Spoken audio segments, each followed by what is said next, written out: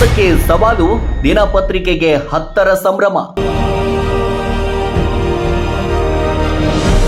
ಭೀಮಾ ತೀರದ ವೀರನ ಅಕ್ಷರ ಕ್ರಾಂತಿ.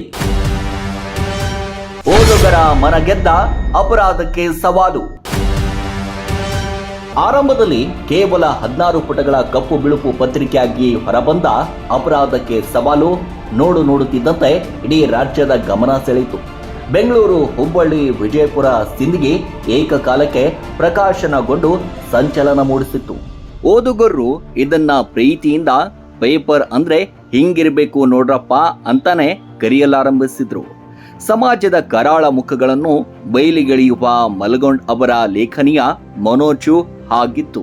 1994ರಲ್ಲಿ ಅಪರಾಧಕ್ಕೆ ಸವಾಲು ಪಾಕ್ಷಿಕ ಪತ್ರಿಕೆ ಆರಂಭವಾಗಿ ಭೀಮಾ ತೀರದ ಸರಣಿ ಲೇಖನ ಹಾಗೂ ಹಂತಕರ ಸಂದರ್ಶನ ಮಾಡಿದ ಮೊಟ್ಟ ಮೊದಲ ಪತ್ರಿಕೆ ನಮ್ಮದು. 1994ರಲ್ಲಿ ಅಪರಾಧಕ್ಕೆ ಸವಾಲು, 1995ರಲ್ಲಿ ಹಾಯ್ ಬೆಂಗಳೂರು, ನಂತರ 1995ರಲ್ಲಿ ದಿವಂಗತ ರವಿ ಬೆಳಗೆರೆ ಅವರ ಹಾಯ್ ಬೆಂಗಳೂರು ವಾರ ಪತ್ರಿಕೆ ಶುರುವಾಯಿತು.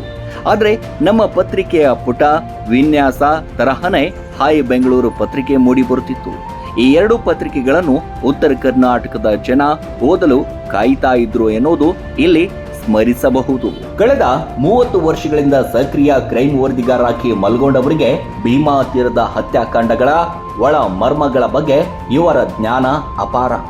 ಪ್ರಾಣದ ಹಂಗು ತೊರೆದು ಹಂತಕರ ಅಡುತಾಣಗಳಿಗೆ ನುಗ್ಗಿ ಅವರ ಮುಖಾಮುಖಿ ಸಂದರ್ಶನ ಮಾಡಿ ಫೋಟೋ ಸಮೇತ ನೈಜ ವರದಿಗಳನ್ನ ಪ್ರಕಟಿಸಿದ ಹೆಗ್ಗಳಿಕೆ ಇವರದು.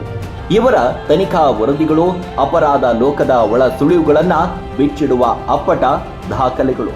2016 ಮೇ 26ರಂದು ಇದೇ ಪತ್ರಿಕೆ ಅಪರಾಧಕ್ಕೆ ಸವಾಲು ಭೀಮಾ ತೀರದ ಕನ್ನಡ ದಿನಪತ್ರಿಕೆಯಾಗಿ ಪ್ರತಿದಿನ ಜನರ ಧ್ವನಿಯಾಗಿ ನಿಲ್ಲಲು ಸಂಕಲ್ಪ ಮಾಡಿತು.